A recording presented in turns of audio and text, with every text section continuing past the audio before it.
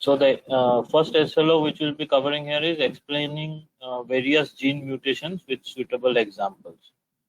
So let us start with it.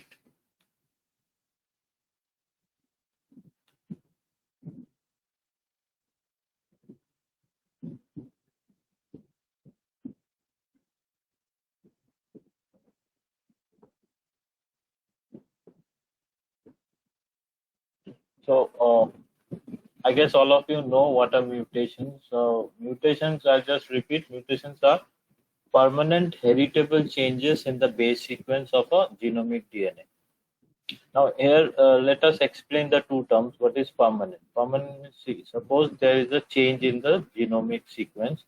Now, if it is subjected to DNA repair and that change is again reverted back, then it will not be considered as a mutation. So it has to be permanent. Means that has been overlooked by the DNA repair mechanism and it is there in that now genomic DNA as long as that cell lives. Now, heritable here has two meanings. One, if the mutation is in the, if you can see the third point, it's somatic and germline. So there are two types of mutation. One is somatic in all the other cells of the body, and the other mutations are in the germline cells, like the cells which are responsible for the production of ovum and sperm. So if the mutations are on those germ cells, then those mutations will be actually herited by the next generation. But then why is the term heritable there? Because that change which is happening in the genomic DNA, even if it is in somatic cells, even though it is not passed on to the next generation as such, like the next child or whatever, but that will be heritable because when two daughter cells are formed from that somatic cell, it will be passed on. That change which has happened will be passed on. The most common changes which are seen are substitution, like one base is changed for the other, or one base is inserted, addition, or there is rearrangement of an entire segment of the gene, or a segment of the gene is deleted. So now how can we classify the different types of mutation? One is point mutation. Point mutation means only one base is, or one nucleotide is affected. So that can again be of two types. One is transition and transversion. So transition is when same kind of nucleotide is, so purine is converted to purine, like A is converted to G, or pyrimidine is converted to pyrimidine, like T to C. If that kind of mutation is there, that is transition. But in case of transversion, a purine will be converted to pyrimidine, like A can be converted to T or vice versa. The T can be converted to A, where pyrimidine to purine transfer. So you'll see the examples of this when we go in the next few slides. So you have to remember transition is same type of, like purine to purine, pyrimidine to pyrimidine, whereas transversion is purine to pyrimidine or pyrimidine to purine. Now there can be deletions or insertions. So like huge deletions are seen in thalassemia or hemophilia. It doesn't mean that there is no point mutation in thalassemia. So there's some thalassemias will have point mutation. So I hope you know what thalassemia is, where the the protein part synthesis is affected. So either the beta globin chain or the alpha chain. As you all know, hemoglobin is formed of heme plus 4 globin chains, 2 alpha and 2 beta. If alpha gene is defective, then you will have beta thalassemia and so on. So now here it is not that the protein is defective, here the synthesis of protein is less.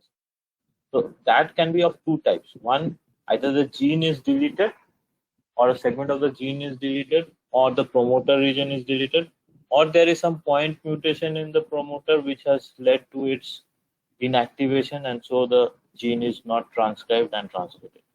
So, but however, examples of deletions can be, what I want to say is that example of deletions can be seen in thalassemia. Similarly, hemophilia is where the gene for factor 8 is defective in hemophilia 8 and factor 9 in hemophilia B.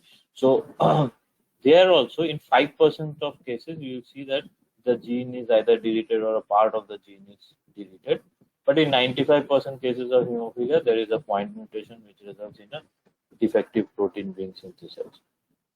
There is another disease called Huntington's chorea where you see insertion of a repeat, CAG repeat, with multiples of that repeat is inserted, and that creates a defective protein, the Huntington protein, which damages the neurons, and that results in the chorea, which is uncoordinated movements. So that is also called as Saint Vitus dance, because it appears that the person is trying to do a peculiar dance because his movements are not, he cannot control the coordination of his movements. Then there can be translocations, as this we already did when we were talking about carcinogenesis.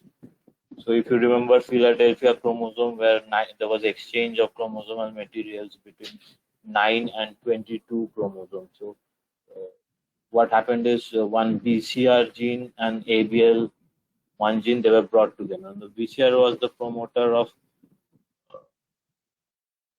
the B cell receptors, which are expressed in very high amount. And ABL is a tyrosine kinase.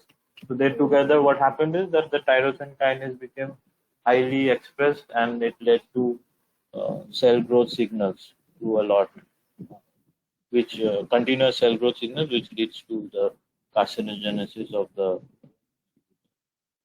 blood cell, white blood cells. So now let us see what happens when there is a point mutation. So what can be the effect? Like there can be 4 different kinds of response to one point mutation. So here comes the, I hope all of you know about Goebel hypothesis. So if the third base is changed, as you know, it will not lead to change in the amino acid which is coded for. So you will have actually no effect, and even though there is a mutation or the base is changed, it will not result in any change in the same amino acid will be incorporated in the protein. So effectively the same protein will be synthesized even if there is a change in the sequence in the DNA. I hope that is clear. So if, for example, if you have CUA, which codes for leucine, and then the last base, that is A, is changed to C. So CUC, it still code for leucine. So ultimately in the protein, leucine will be incorporated, and so there will be no change in the protein structure. So that kind of mutation is called silent mutation because it doesn't have any effect, or the phenotype doesn't change. Now the second one is nonsense mutation, where a coding, where a code which actually coded for an amino acid is now changed to a stop codon, like UAC tyrosine is changed to UUA, which is a stop codon. So the translation will stop at that point of time, and so either an incomplete protein will be produced, or it will not be acceptable, and that protein will be degraded very fast, and so effectively you are not having expression of that gene. So that is known as nonsense, where a coding codon which codes for an amino acid is changed to a stop codon. So that is nonsense because it doesn't make any sense, or if that codon will not sense any amino acid or will not code for amino acid. So that is known as nonsense. Now missense is when it codes for something else, like it changes. Now it will ultimately result in some other amino acid which is being incorporated. So in silent mutation, the same amino acid, even though there was a change in the third base, the same amino acid was incorporated. In nonsense, instead of an amino acid, a stop codon came, so the protein translation stopped. But in missense mutation, what happens is that if the first or second base is changed, and it will ultimately code for a different amino acid. So now that amino acid incorporation may again have two results. Like it it may not make any difference to the function of the protein. Suppose it is only in the structural part of that protein. So that amino acid change may not make much difference to the protein, or it may be partially, so it will be totally acceptable in that case. If that amino acid is in such a situation where even though it is changed, it will cause only a partial impairment to the function of the protein, like in case of sickle cell anemia.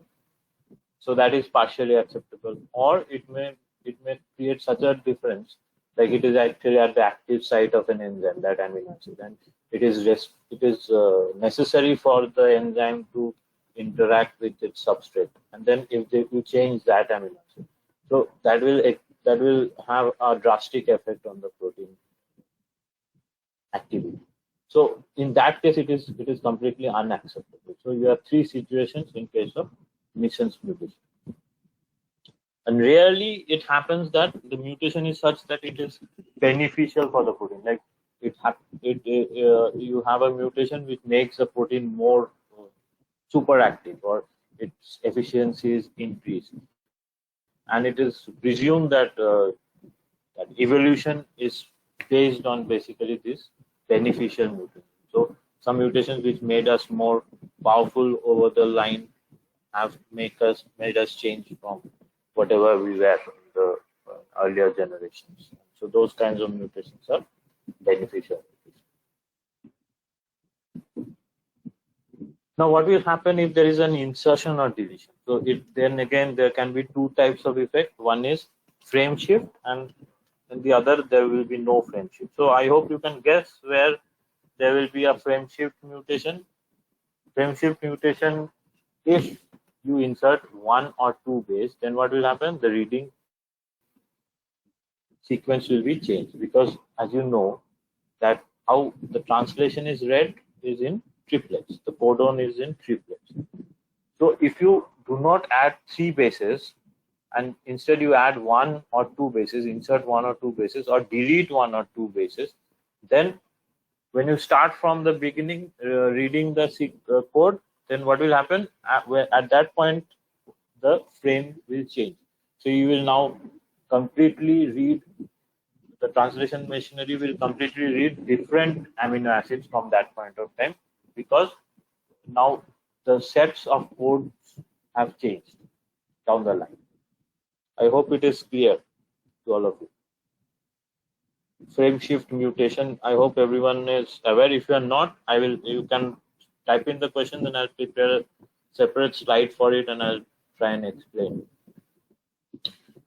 However, if you now insert or delete triplets, then only that amino acid will be deleted from the protein, but the entire frame will not change. So the new protein which will be synthesized will either have an extra amino acid, or will have a deleted amino acid, or if you have large insertions like in Huntington chorea, so many amino acids, same type of amino acids will be inserted, which may lead to a defective protein, but there will be no frame shift. For example, in cystic fibrosis, there is deletion of phenylalanine in position 508, because the entire codon, the nucleotides are deleted from.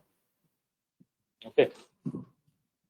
Now, effects of translocation, we have already seen how it is important. It may disrupt. So suppose a large chunk of non-coding DNA region has been inserted into a gene of insulin. So that I know I keep on giving the example of insulin because that may be my favorite example. So whatever, it can be any important coding gene where, so it will disrupt the reading frame of that gene, and that protein will not be synthesized. So similarly,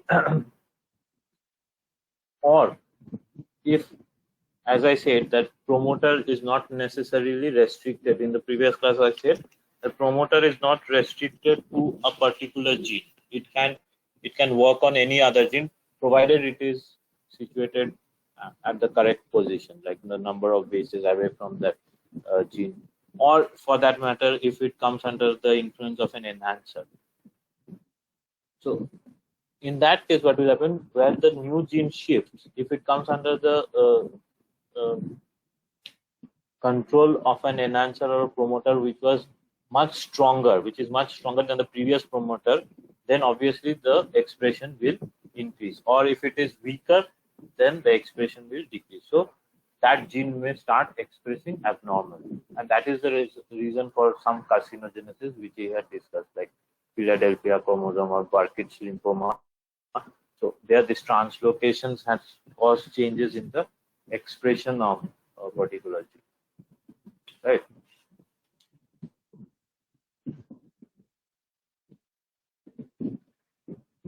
Now let us see what are the causes of mutation. So this can be of, you can divide it into three segments, like it can be due to damage to DNA, or it can be due to error while repairing that damage, because the damage will always be susceptible to repair. So as I said, it will become permanent only when the repair mechanism also fails to correct it. So error during repair of damaged DNA is probably more important factor, because whenever there is a damage to DNA, there will be an attempt to repair it. So if it escapes the repair mechanism, then that becomes a permanent thing. And if the cell undergoes mitosis or meiosis after that, then obviously that will be passed on to the daughter cell.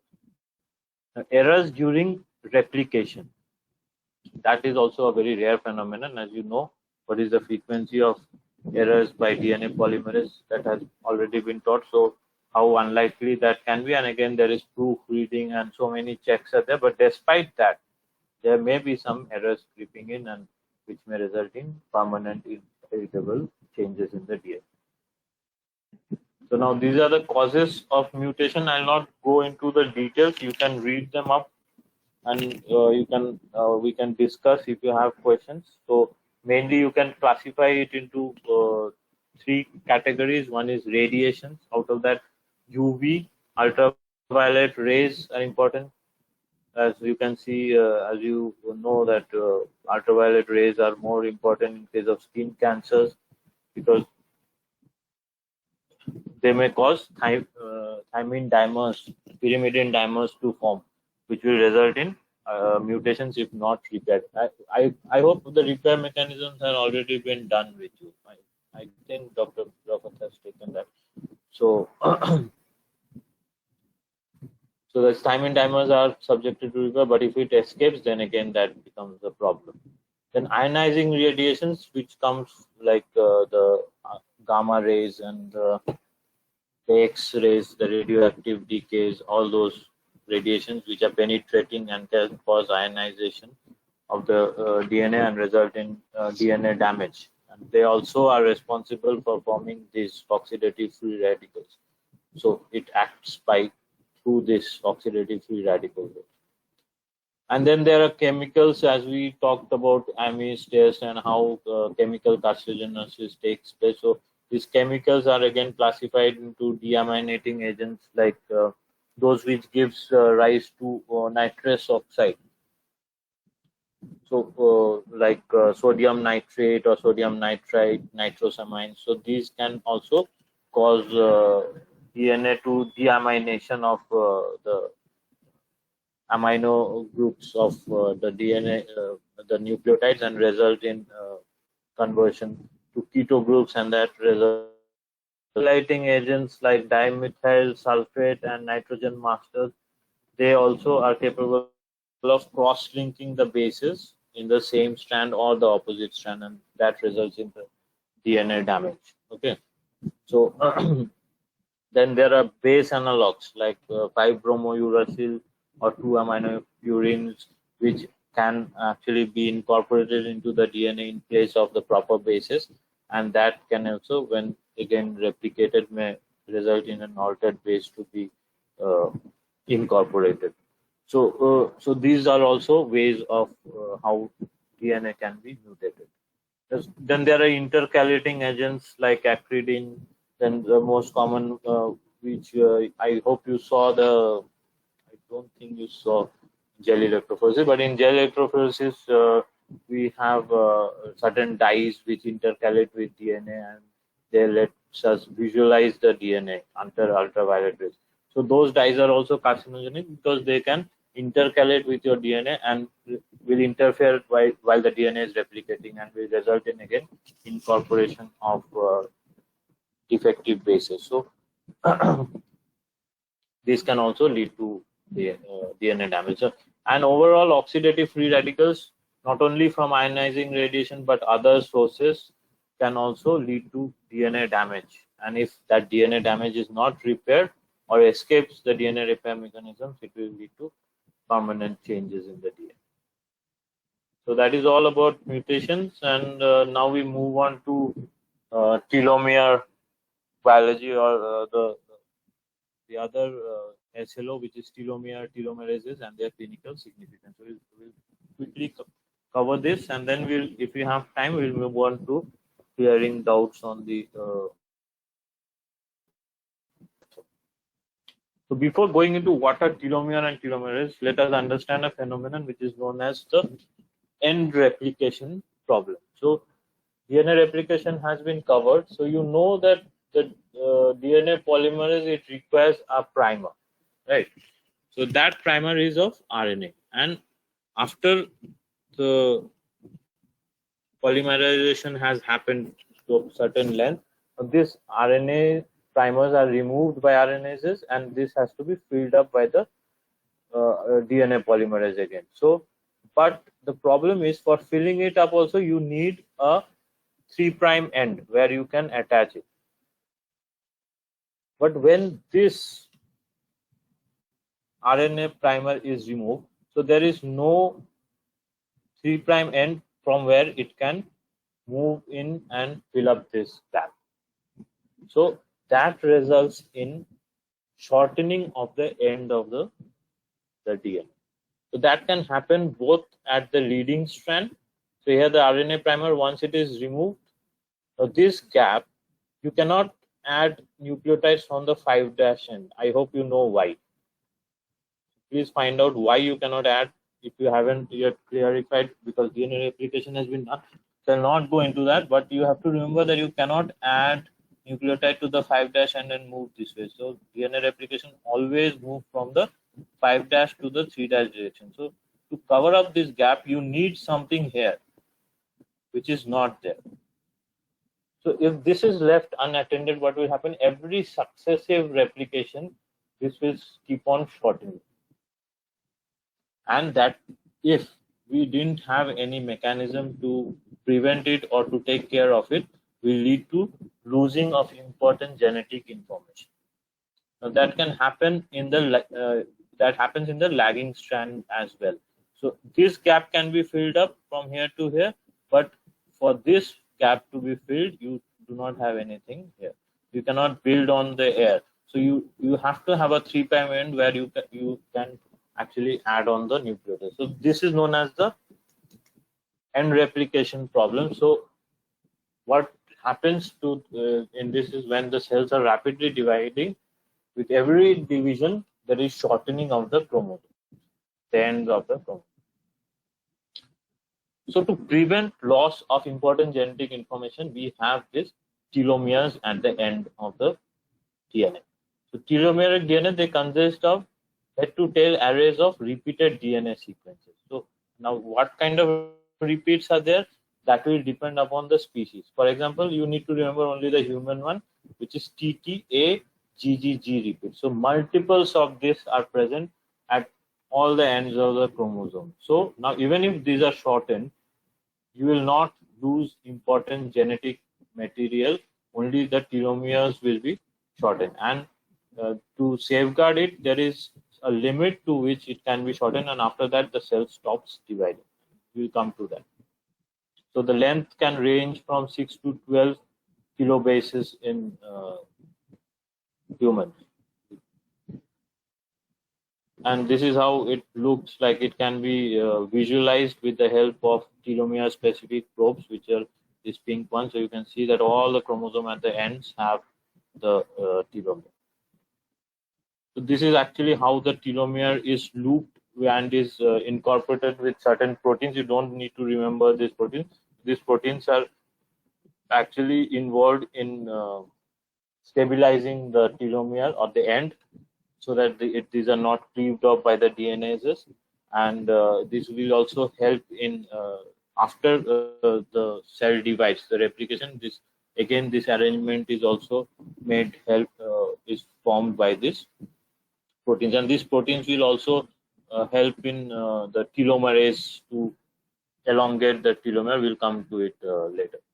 What you need to know is here that the telomere is not left as such. It is well packed into a loop with certain proteins to protect it from breakdown. So these are the functions. It provides a mechanism to compensate for under replication of the ends, the end replication, to take care of the end replication of problem. Then also it prevents the chromosomal ends from fusing with each other because of that arrangement which I just showed in the previous slide. And then the distinguish chromosome ends from breaks in DNA. Then it also provides the nuclear architecture or helps in chromosome movement. So some of those proteins which we just saw may also help in the chromosome movement. So this is very important. So it helps in distinguishing the chromosome ends from breaks in DNA. Otherwise, what will happen? The DNA repair mechanism will get confused whether to repair the chromosomal ends or to repair the breaks in the DNA.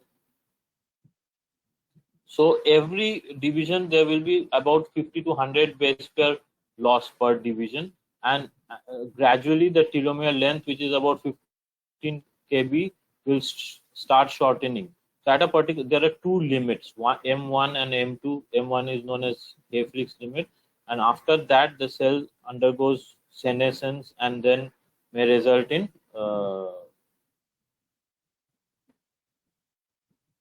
apoptosis also if it goes beyond the critical point. So at M1, when one critically short telomere is detected, it activates DNA damage response, and at M2, when many telomeres shorter than the critical length is in, chromosome breakage and fusion happens, and it will ultimately lead to apoptosis.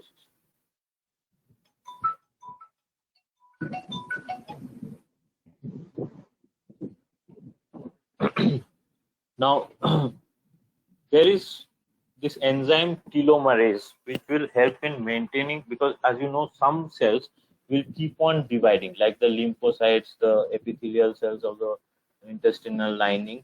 So they will keep on dividing, and particularly when the embryo starts developing. So those cells proliferate in a furious rate. So from one cell in 9 months, you get an entire whole baby. So you can imagine how fast the cells are dividing. So there has to be some mechanism which has to maintain the telomere length. Otherwise, what will happen, that by the time the baby is born, the telomeres will be so shortened that the baby will start aging. So you need some mechanism. So that is done by this complex, the telomerase enzyme. Now the telomerase enzyme basically has two basic components. One, it has the RNA, the ribonucleoprotein complex. So this RNA acts as a template. We will see how. Along with that RNA, there are certain protein attached. So that's why it is known as ribonucleoprotein complex. So this protein acts as an enzyme, like the reverse transcriptase enzyme. So it's similar to the reverse transcription enzyme. So from RNA, it can code for a DNA.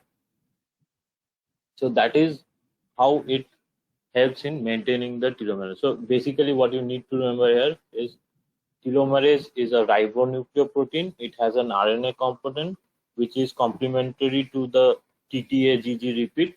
So it acts as a template to add TTA-GG repeats to the chromosomes. And how is it added? So since it is an RNA and you are adding DNA, it has to be a reverse transcriptase enzyme. So the protein part together, there are many proteins together, they act as a reverse transcriptase. So it will take the RNA template, and on that it will add the TTA-GG repeats. So can you guess what should be the sequence of the RNA here?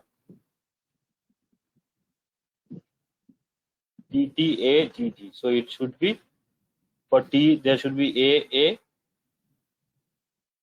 for A it should be U, and for GGG it should be CCC. So that will be the sequence, repeats of sequence in the RNA which is there in the telomerase complex. So now what happens here is, like in stem cells, they are telomerase positive right from the beginning, so the telomere length is continuously maintained in the germline cells. And in lymphocytes also telomerase, if you do telomerase assay, you will see that lymphocytes also express telomerase. So these cells will ultimately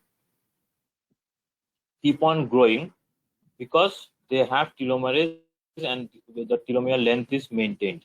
Whereas in the normal somatic cells down the line, when it differentiates, it will lose the telomerase enzyme, and ultimately at one point it will reach senescence and it will stop growing. Further, the loss of telomere will result in cell death. Now, at this point, what happens? Some cells may become immortal, where suddenly, due to some mutation, the telomerase is activated, and that is what we see in most of the cancers. So we'll come to that. Okay. Now let us see how the telomerase enzyme adds. Now, if you remember, now the end replication problem is that from this 5' end you cannot add bases here. So there was a shortening. So how do you add bases here? So what it does, this telomerase, you cannot put the template here and add here, because you cannot. Basic problem is you cannot move from 5' to 3' direction. You have to come from here. So what you do, you extend this already extended end further, and then you add a primer here, and then you complete this. And when this primer is dissolved, you will see that it has now come back to this original length, even though this length is even longer.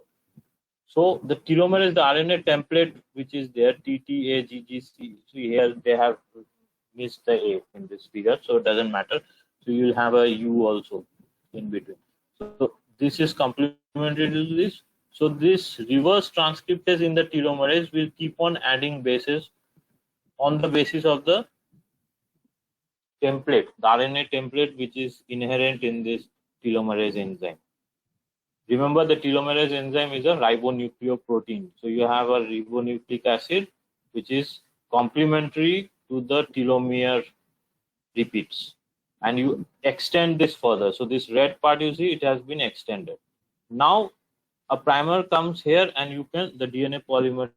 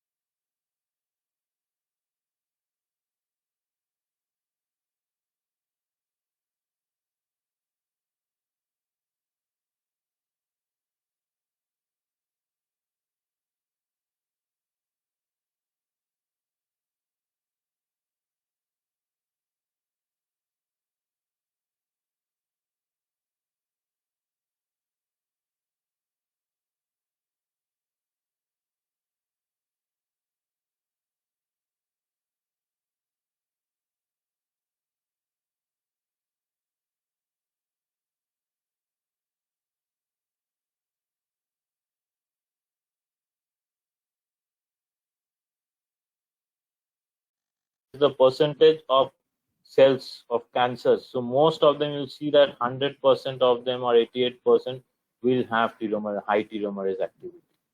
So without telomerase activity, it's very difficult for a malignant cell to be malignant. On the other hand, if there is a defect in the in maintaining telomere length, we can see premature aging, Wegener syndrome, then Hutchinson-Gilford progeria, accelerated aging. So if you remember the movie Pa, which was made, is based on this only, progeria. So there is accelerated aging. You grow old very fast. And Down syndrome was also faster shortening of telomeres.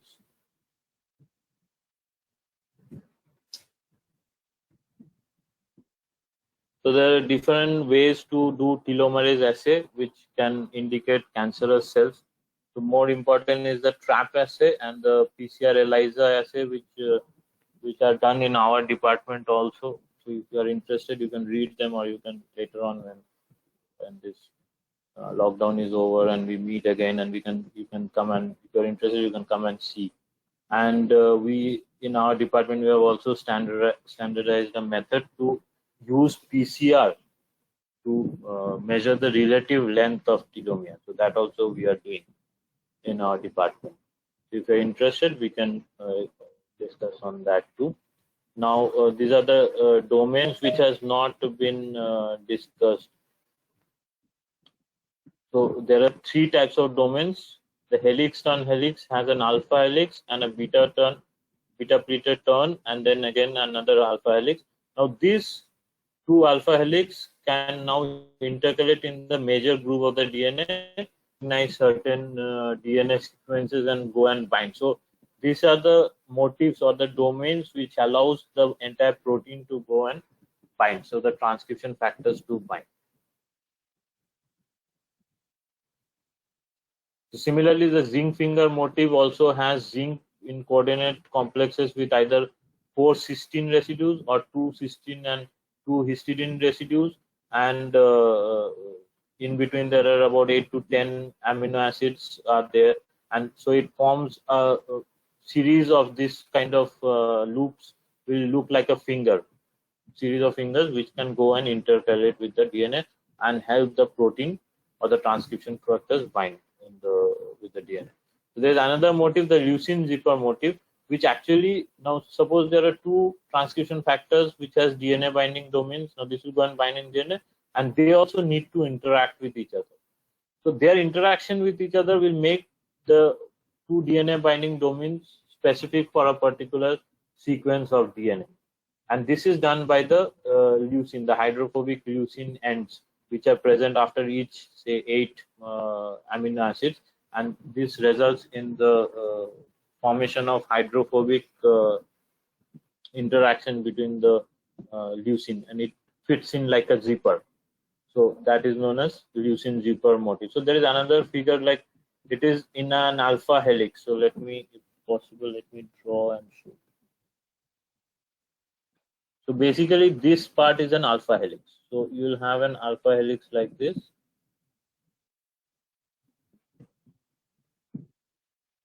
Sorry for the figure, I'm doing it on the laptop. And another alpha helix here.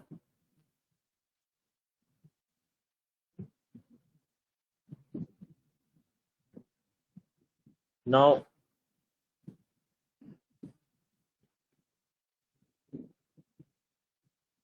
what will happen is at every certain amino acid you will have the leucine amino acid here. So after every certain amino acid, and similarly here also you will have these leucines in the alpha helix. So these are the leucine ends. So the hydrophobic ends of the leucine, they will interact with each other, the hydrophobic interaction, and these two alpha helix will fit in with each other like a zipper, like the zip of a pant or something.